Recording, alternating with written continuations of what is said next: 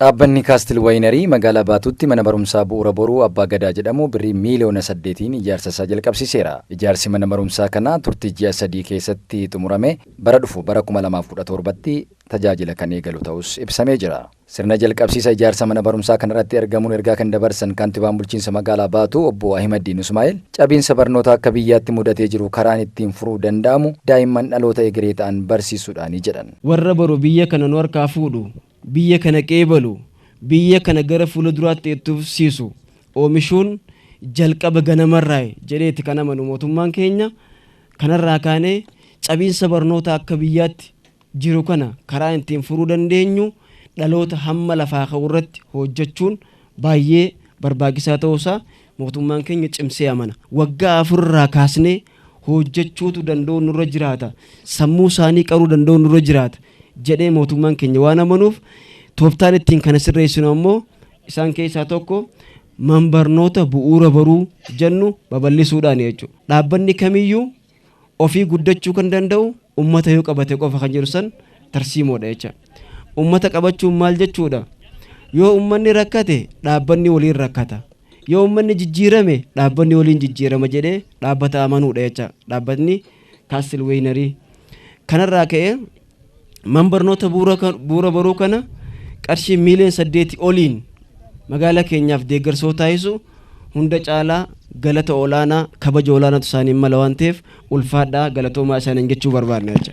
Obbo Kadir Jabeessaatti gaafatamaa waajjira barnootaa bulchiinsa magaalaa Baatuuti. Dhaabbanni Kaastil Wayinarii dhaabbata hawaasa naannoo waliin hariiroo gaarii qabu ta'uu ibsanii mana barumsaa bu'uura boruu kana guutummaan guutuutti fudhatee fayyadamummaa uummataa mirkaneessuuf hojjechaa jiraachuus ibsanii jiru. Kanaanis hawaasni naannoo hanga manni barumsaa kun ijaaramee xumuramutti deeggarsa barbaachisu akka taasisaniifis dhaamanii jiru. Dhaabbanni Kaastil Wayinarii kun magaalaa keenyatti erga hundaa'ee waggaa dheeraa lakkoofsiise investimentii fayya qabeessa jedhamee beekamu keessa hawaasa irratti rakkoo fayyaa kan hin geessine, rakkoo biroos kan hin geessine, carraa hojii bal'aa kan uumee fi sadarkaa biyyaatti immoo sharafa biyya alaa dhaabbata argamsiisu keessa hawaasa naannoo wajjin hariiroo gaarii dhaabbata qabuu fi yeroo baay'ee hawaasa keessatti kan mul'atu karama kamiinuu hawaasa cinaa dhaabbataa dhufee fi ammallee akkuma wajjin arginu mana barumsaa bu'uura boruu Abbaa Gadaa jennee asitti hundeessine kana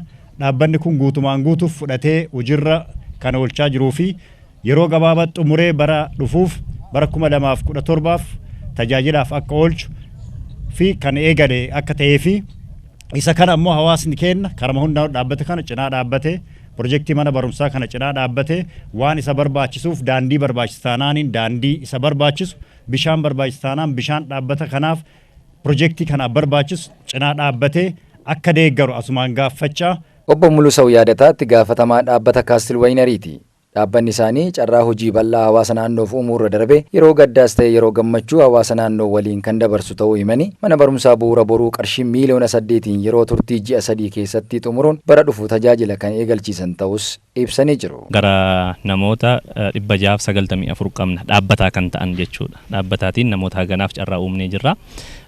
Yeroo gaddaas yeroo gammachuus uummata kana wajjin walumaan jirra jechuudha. Inni hirmaannaa innaa rakkannu isaanillee hojii keenya keessatti rakkoo keenya keessatti dafanii nuu qaqqabu. Walitti hidhamsi keenyi baay'ee jabaataadha jechuudha. Mana barumsaa bu'uura Abbaa Gadaa kan jedhamu kana miiliyoona 8 ol bajata goonee hojjechaa jirra. Walumaa galagaa uummata naannoo keenya jiran hawaasa naannoo keenya jiraniif gara qarshii miiliyoona 14 baasii goonee hanga yoonaatti hojii hojjechaa jirra jechuudha. Mana barumsaa kana yeroo ji'a 3 keessatti xumurree fulbaana dhufurratti gara hojiitti akka inni galudha kan nuti hojjechaa jirru. Sochiin keenya ammaa deemsi keenya ammaa waan hundaa kan mirkaneessaa jirru fulbaanatti hojiitti galla jennee amannaa akkasitti hojjechaa jirra jechuudha. Aadde Hiwoot Nugusuu dhaabbata BGI irraa bakka bu'uun sagantaa kanarratti argamanii ergaa dabarsaniin BGI Itoophiyaa dhimmoota bu'uuraa 3 irratti fayyadamummaa hawaasaa mirkaneessuuf hojjetaa jira jedhan. Kanaanis barnoota, fayyaa fi eegumsa naannoo irratti bal'inaan hojjechaa jiraachuu ibsanii jiru. Dhaabbanni isaanii barnoota irratti bakkeewwan garaagaraatti kan hojjetaa jiran keessaa ijaarsi mana barumsaa bu'uura boruu magaalaa Baatuutti guyyaa irraa ifoome kunis kanneen dhaabbanni isaanii hojjetaa jiran keessaa tokko ta'us ibsanii jiru. በአሁኑ ወቅትም ቢጂአይ ኢትዮጵያ እንደ አውሮፓውያን አቆጣጠር የ2008ን ራዕይ ለማሳካት የ5 ዓመት ስትራቴጂ ነድፎ እየተንቀሳቀሰ ይገኛል። ከነዚህም ውስጥ አንዱ የማህበረሰብ አቀፍ ድጋፎች ነው። ከማህበረሰብ አቀፍ ድጋፎች ላይ ትኩረት ያደረግንባቸው 3 መሰረታዊ ነገሮች አሉ። የመጀመሪያው ትምህርት ነው፣ ሁለተኛው ጤና ነው፣ ሶስተኛው ደግሞ የአካባቢ ጥበቃ ላይ ነው። ዘንድሮ የአካባቢ ጥበቃ ላይ በፋብሪካችን ዙሪያ ላይ ነው። መጀመሪያ የፋብሪካችንን ኤሪያ ግሪንፊልድ የማድረግ እቅድ ነው ያለን። ፎር ሹር ፎር ዘ ፊውቸር ደግሞ ወደ ኮሚኒቲው እንወጣለን። ምክንያቱም በዚህ አመት ላይ የተመረጡ ከማህበረሰቡ ጋር አላይን ያደረግናቸውን ፕሮጀክቶችን ማስጨረስ ስላለብን እንደምታዩት ኮንስትራክሽኑ ተጀምሯል። ዛሬ ኦፊሻሊ ግራውንድ ብሬኪንግ ይደረጋል።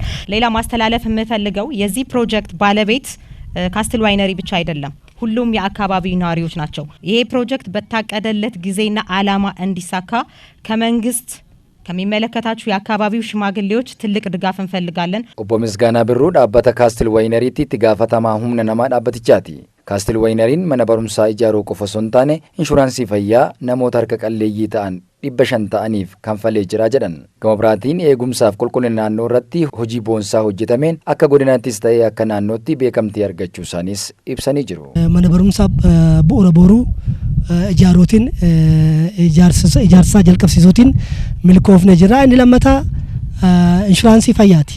Inshuraansii fayyaa hawaasa harka qalleeyyiitiif suni karoorfameera. Inni haaluma karoorfameen nama 500 kaffaluun danda'ameera. Inni sadaffaanii kunuunsa naannooti. Haala qilleensaa naannoo madaalawaa taasisuuf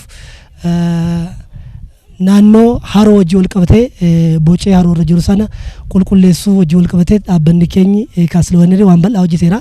Baroota darbanis akkuma beekamu gaara waash gullaa irratti akkasumas immoo gaara tulluu irratti hojii biqiltuu dhaabuufin misooma bosonaa irratti haala gaariin irratti hirmaanneerra. Hojii gurguddaan hojii gaariin hojjetameera. Kanaanis sadarkaa godina Shawaa Bahaatti akkasumas immoo sadarkaa pirezidaantii naannoo mootummaa Oromiyaatti rikogniishinii arganneerra, beekamtii arganneerra.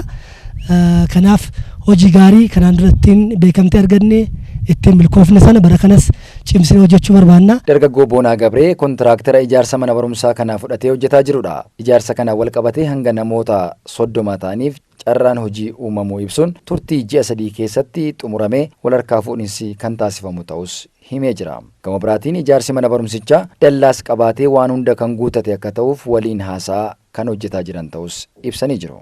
Akka dallaa qabaatu akkasumas iddoo nyaataa ijoollee katti aannu jettu fi kutaalee 8 jira. Tokko isaa kaarii 60 qaba.